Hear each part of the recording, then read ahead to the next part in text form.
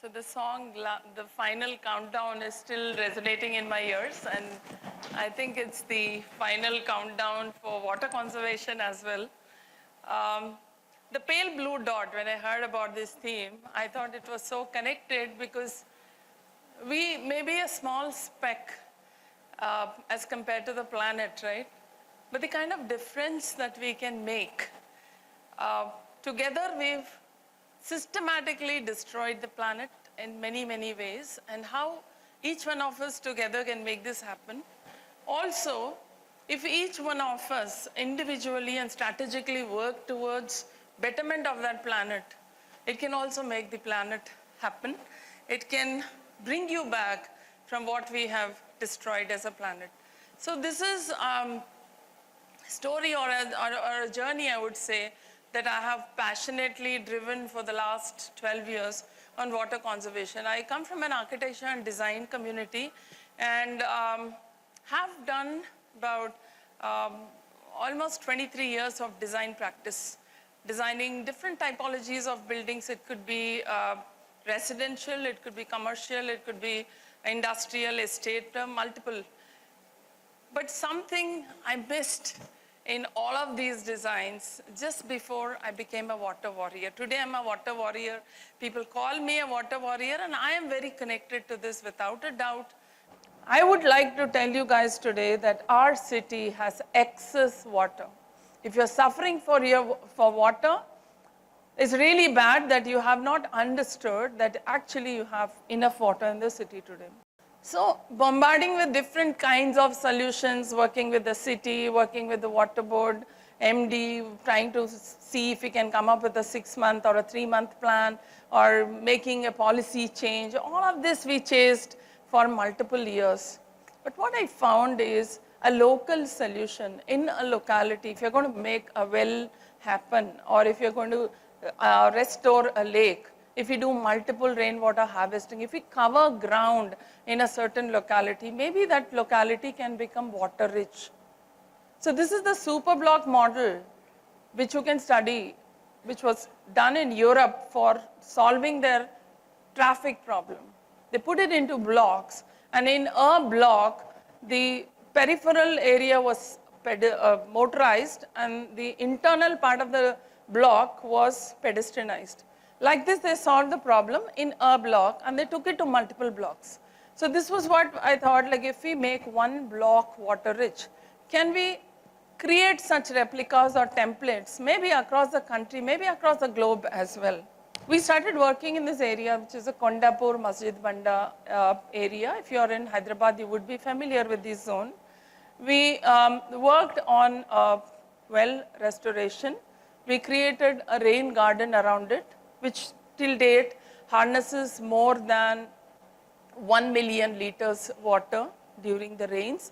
What goes off as an urban flood is now getting into this rain garden, and it is helping the step well or well have water, and also the entire locality is improving, because one guy on Twitter posted saying that suddenly we are seeing an improvement in our borewells owing to what has happened with the rain garden. And then we are in the process of restoring a lake, and we did multiple interventions of rainwater harvesting within communities, because when you come on the roads, then it is sewage and water, then it is not ethical recharge.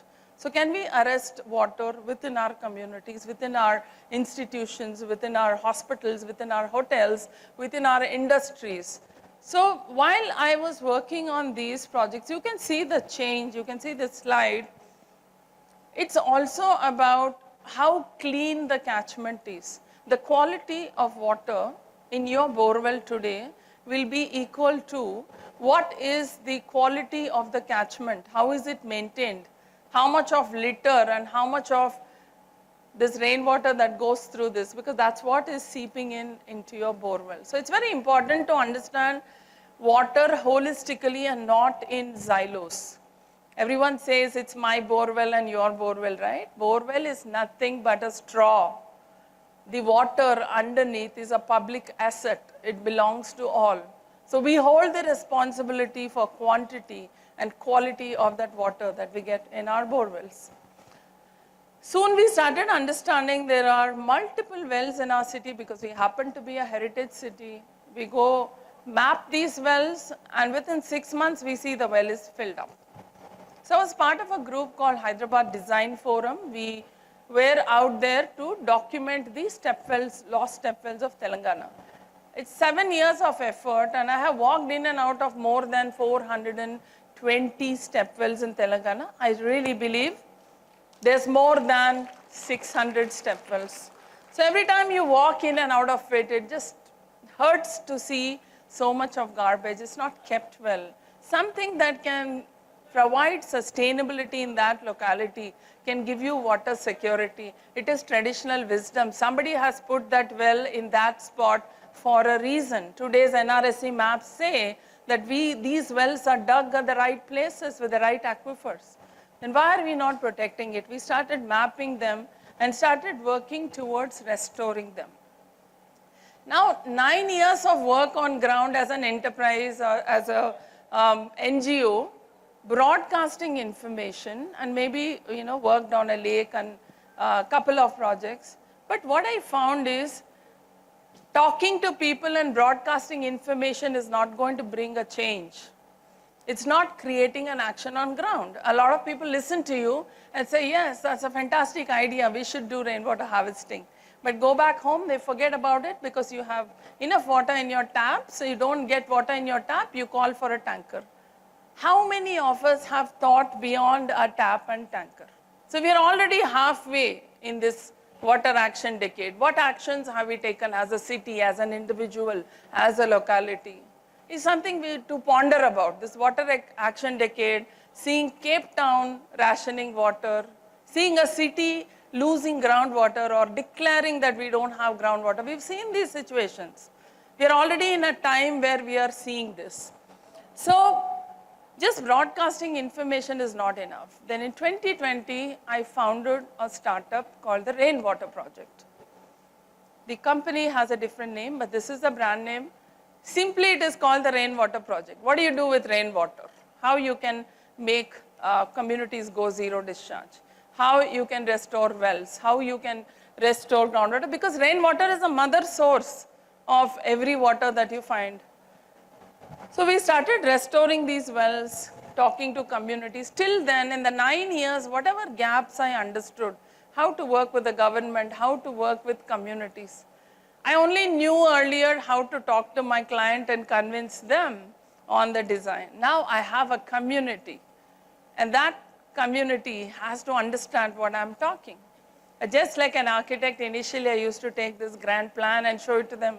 Slowly, I understood that they have a certain idea about what it should be.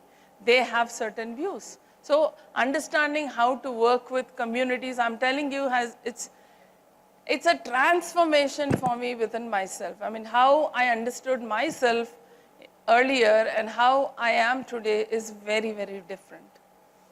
The lines merged, there's no poor, rich, there's no status, all of these lines have simply merged. I look at people as people. We have a bunch of problems. Can you give solutions? Can we talk to people? Can I talk to a fisherman and tell him that this lake is important for you because tomorrow it's your livelihood? Can you support us? Can we go on ground and dare to do that? Today I see a lot of schools, and I get invited to places where can we go on the tank bund and hold placards saying, I want to fight climate change. I don't go because I don't think that's a solution. I want to fight climate change. Greta Thunberg, maybe it works for her in her country, doesn't work for us. If you want to fight climate change, pick a street, plant trees, or see how to solve littering in your street. Come up with a solution. Go and do something and be a doer and find solutions for that. Because I think that's what we need to get our youngsters to be, a doer community.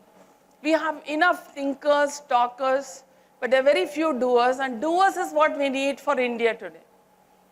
We need multiple problems solved. We've lost this thing as adults. We've lost this thing that we can be doers. We only sit and complain. You see all of Twitter, all of social media. a rain happens or something. Have you seen anybody saying that I have done this in my house, or we have done this in our industry, we have solved it in a certain way? You only see a cascading complaint. So why have we become people who can complain? Why can't we be people who can solve? You don't have to work for the city. Have you solved it in your own house? Do you segregate your garbage? Do you do rainwater harvesting? When you can grow your own food in your terrace and sustain yourselves today, you know this. This can happen. A little effort, a little thought towards sustainability. We all talk so much about sustainability, but we are hardly sustainable in our own lives. We buy clothes like tons of clothes. Why can't we recycle? Why can't we think differently? Because today the planet needs it. We are the largest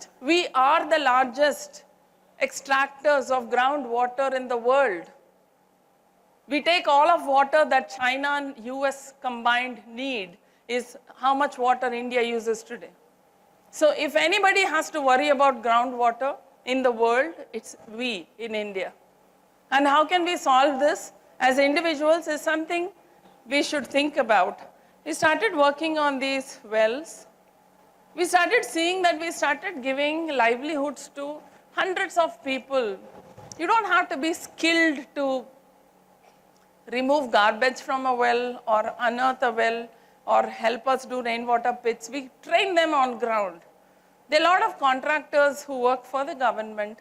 They don't get paid for many months also. They're happy to work for us. We've trained them in a certain way. They're happy to work, and their livelihoods, if they get paid some 400, 600 a day, we pay them 1100, 1200 also. We make them understand the work that you're doing is so important today, because at that level also, people need to understand how important water is for the planet. 3 minutes without air and 3 days without water, you cannot survive. When it is so important, why are we not thinking water? There are many communities still telling it's expensive to do rainwater harvesting. Really? How much do we spend on the building? How much do we spend on the interiors? How much do we spend on many celebrations in your communities? It is not priority is the answer to the question. When will it become priority? So these are scenes that you see, maybe everyday scenes, right? You drive anywhere in the city. Now you don't know it's a lake, it's a well, it's a what. It's just a heap of garbage. And let me add some more to it. I'll pull my car glass down, window down, and I will also add to this garbage, fling a bag of garbage. How many times I have seen this? Ruthlessly. How many people talk about banning plastics? How much of plastics do you actually use? I would like to say, request the school. We can have glass bottles. We can have steel bottles. Little changes that we bring will also teach our children who are the young Indians, who will take this thought forward. So this is what we found, a high heap of garbage, which turned out to be a well. Now a community that is used to throwing garbage, how do you undo it? How do you undo it? We started talking to children. We started talking to them.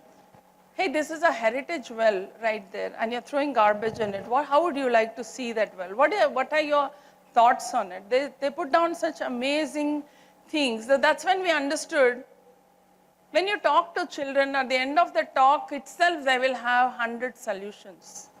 When you talk to adults, at the end of the talk, they'll have a bunch of complaints, right? That's how children resonate, that's how adults resonate. I think that's that curiosity in children, that doership in children, we should not kill that, right? In the name of education. I really think it's very important.